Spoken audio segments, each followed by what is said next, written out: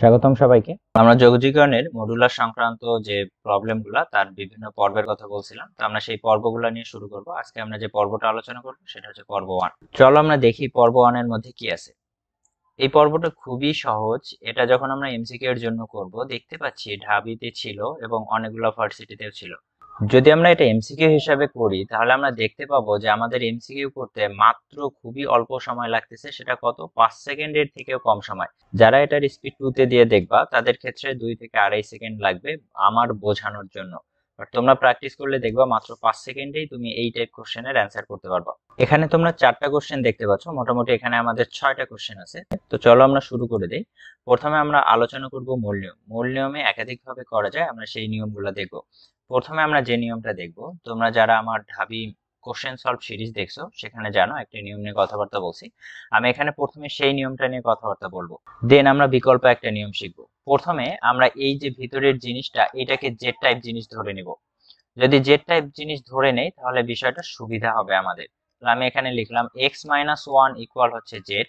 তখন এই জিনিসটার অন্তরীকরণ করো, এই সাইডে x এর অন্তরীকরণ করলে পাওয়া যায় 1, 1 এর অন্তরীকরণ করলে হবে 0, জেড এর অন্তরীকরণ করলে পাওয়া যাবে dz বাই dx।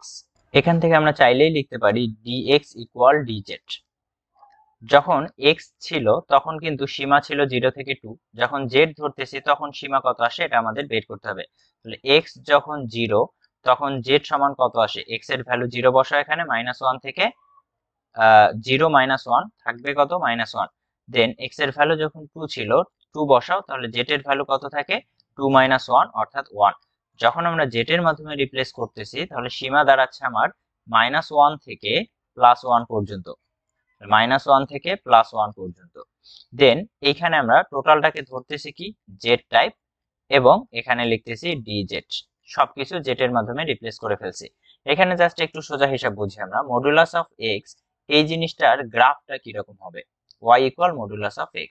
যদি আমরা এভাবে চিন্তা করি, এটা হচ্ছে আমার x অক্ষ, এটা হচ্ছে আমাদের y অক্ষ। y টা সবসময় কি হচ্ছে, পজিটিভ হচ্ছে, যেহেতু মডুলাস x। তাহলে x এর মান পজিটিভ হোক নেগেটিভ হোক, y সবসময় কি হবে, পজিটিভ হবে। x এর মান কিন্তু পজিটিভও হতে পারে নেগেটিভও হতে পারে, আমরা জানি মডুলাসের ভিতর পজিটিভ আসলেও পজিটিভ হয়, নেগেটিভ আসলেও নেগেটিভ হয়। এবং এটা হচ্ছে y equal x type graph, অর্থাৎ 45 ডিগ্রি 45 ডিগ্রি করে যাবে দুই অক্ষের সাথে। তাহলে এই বরাবর যাবে একটা গ্রাফ, দেন এই বরাবর যাবে একটা গ্রাফ। তাহলে এই জিনিসটার গ্রাফ কিরকম হবে, এরকম হবে। এটা যদি আমরা ভালোভাবে বুঝে থাকি তাহলে এখন এটা আমাদের জন্য ইজি। আমরা এখানে ধরে নিব y ইকুয়াল জেড টাইপ। তাহলে y ইকুয়াল জেড যদি হয়, এই x কে আমি রিপ্লেস করতেছি জেড দিয়ে, y ঠিকই থাকলো। যদি তাই হয়, এখন আমি এখান থেকে কি লিখতে পারি দেখো, গ্রাফ অনুযায়ী যদি আমরা অ্যান্সার করতে চাই, সীমা হচ্ছে -1 থেকে +1 পর্যন্ত। -1 থেকে +1 হিসাব করতে হবে আমাদের। আমি যদি এতটুকু অংশের ক্ষেত্রফল বের করতে পারি, এই সাইডের পোর্শনও কিন্তু সেম হবে, তাহলে এইটুকের ক্ষেত্রফলও তাই হবে। দুইটা যোগ করলে যেটা হবে সেটা অ্যান্সার, অথবা একটা বের করে তাকে 2 দিয়ে গুণ করলে যেটা হবে সেটা অ্যান্সার। এটা আমরা কিভাবে বের করতে পারি, আমরা কিন্তু এখন জেড নিয়ে কথাবার্তা বলতেছি। দেখো তো এই পয়েন্টটা কত, আমরা এখানে বলতেছি y ইকুয়াল x, তবে এখন যেহেতু আমরা জেড নিয়ে আলোচনা করতেছি তাহলে y ইকুয়াল কত হবে জেড। আমরা এখানে জেড এর ভ্যালু দেখতেছি, এই সাইডেরটা চিন্তা করো, এই সাইডে এই পয়েন্ট পর্যন্ত আমরা জেড এর ভ্যালু বের করতে চাই, মানে এইটার রেসপেক্টে। এই পয়েন্টে জেড এর ভ্যালু 0, এই পয়েন্টে কত 1, কারণ আমরা বলছি -1 থেকে +1। যখন জেড এর ভ্যালু 1 তখন y এর ভ্যালুটা কত এটা আমরা বের করতে চাই।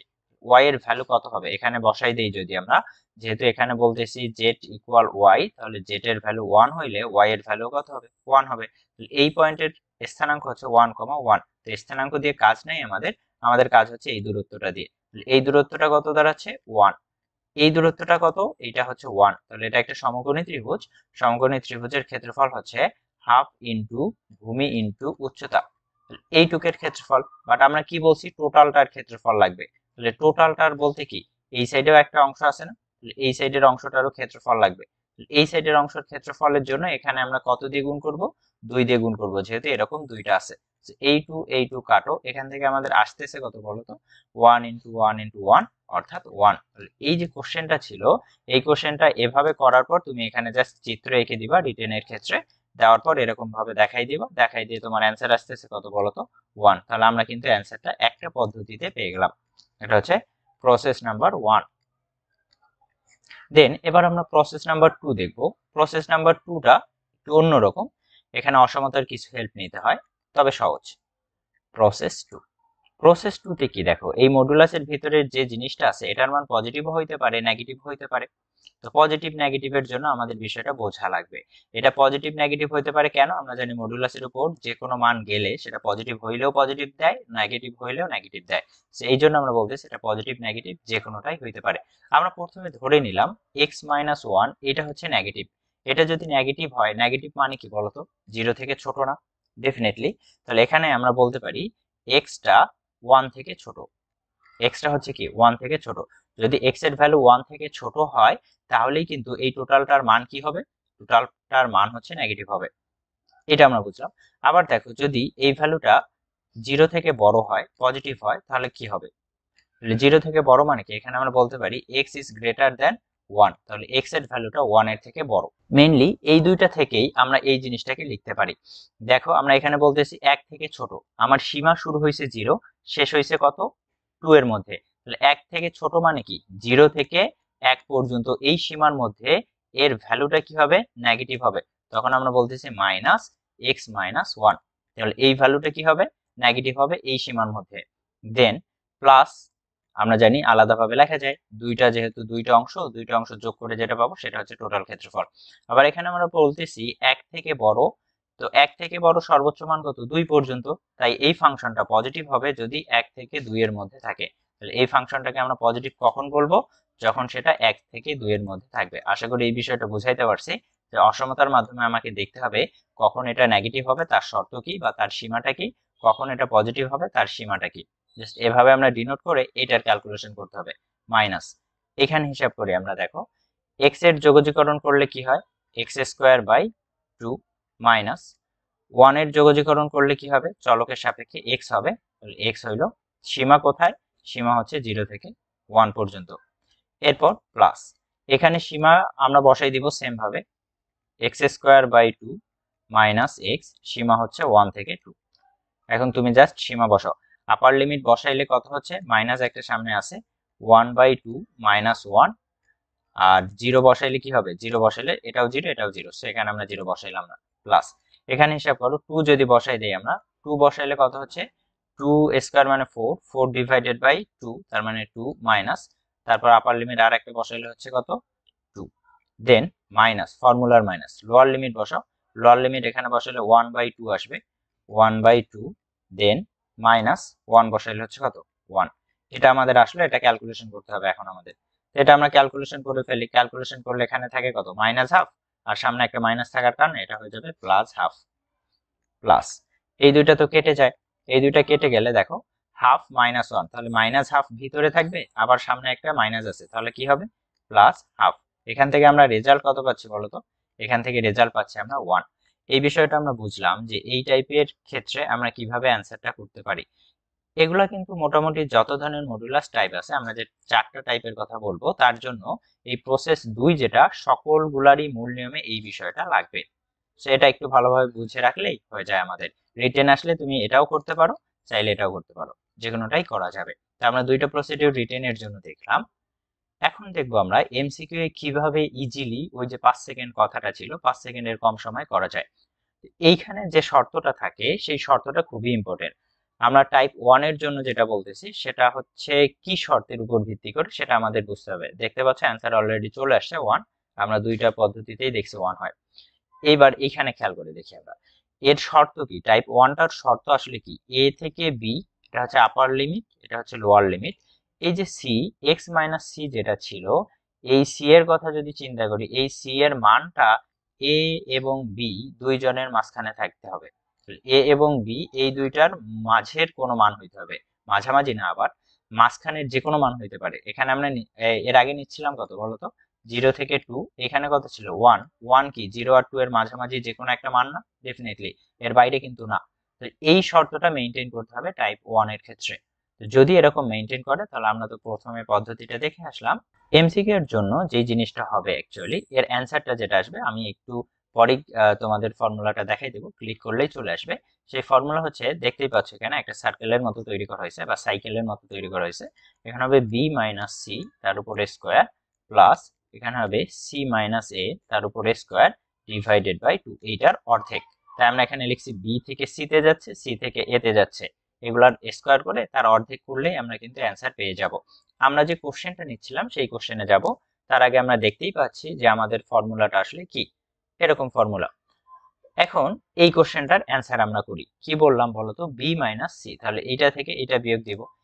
আমরা কিন্তু প্রথমটাতে করে আসছি দুইটা মূল নিয়মে, আমরা এখন যেই কোশ্চেনটা করে আসলাম এই দুইটা মূল নিয়মে, এই কোশ্চেনটা শর্টকাটের মাধ্যমে দেখব। তাহলে শর্টকাটের মাধ্যমে যদি এই কোশ্চেনটার অ্যান্সার করতে চাই আমরা, তাহলে কি দাঁড়াবে, 2 মাইনাস 1 তার উপরে স্কোয়ার প্লাস 1 মাইনাস 0 তার উপরে square divided by 2 equal 1 plus 1 divided by 2 equal 1।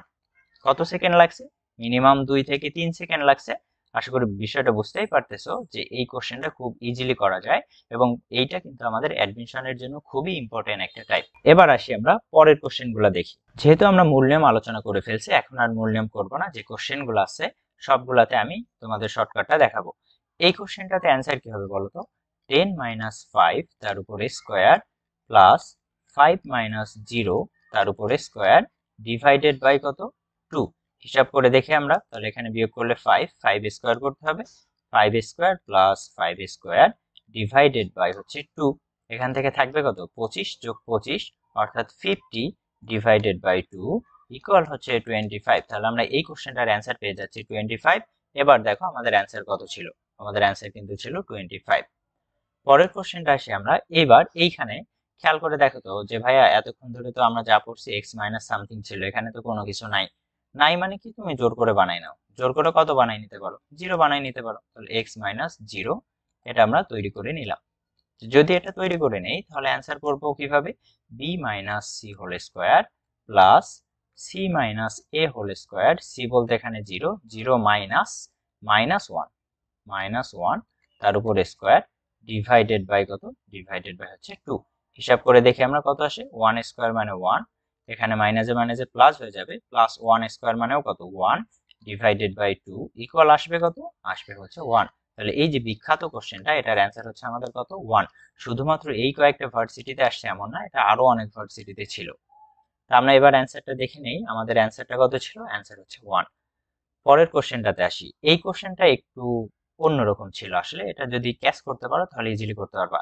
আমরা যে মূল টাইপের কথা বলছি, টাইপে কিন্তু এখানে প্লাস ছিল না, এখানে কি ছিল, মাইনাস ছিল। সো এইটা তোমাকে একটু সাজাই নিয়ে তারপর ক্যালকুলেশন করতে হবে।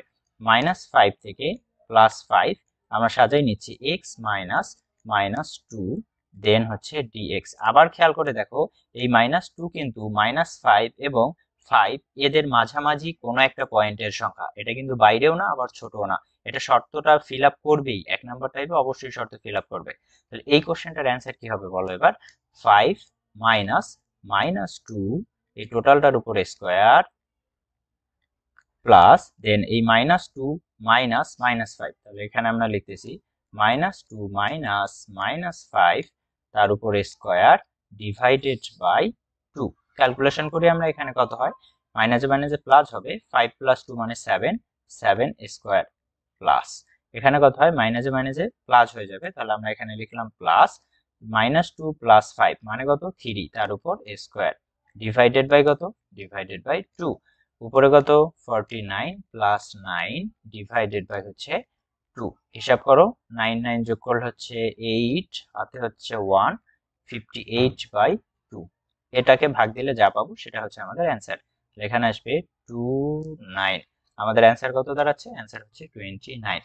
আশা করি বিষয়টা বুঝতে পারছি। যদি এরকম প্লাস থাকে তাহলে সেটা আমরা কিভাবে কনভার্ট করে একই ফর্মুলার মধ্যে করতে পারি। এই কোশ্চেনটাই একটা বিষয় খেয়াল করলে, এটার অ্যানসারও 5 এইখানেও 5, তাই বলে কি এটা হবে না, এটা পরের কোশ্চেনটা আসে আমরা, এই কোশ্চেনটা হলো আমার, এই কোশ্চেনটা আশা করি এখন করতে 5 হতে পারে, এই দুইটার যে কোনোটাই হতে পারে, এটা ওই একই ফর্মুলা দিয়ে করা যাবে। তাহলে আমরা লিখলাম এই উপরের 5 মাইনাস হচ্ছে নিচের 5 তার উপর স্কয়ার প্লাস দেন নিচের 5 মানে এই 5টা মাইনাস এইটা, তাহলে এখানে মাইনাস, আবার এখানেও ছিল -5 হয়ে যাবে +5 তার উপর হচ্ছে স্কয়ার ডিভাইডেড বাই কত বলো তো, ডিভাইডেড বাই হচ্ছে 2।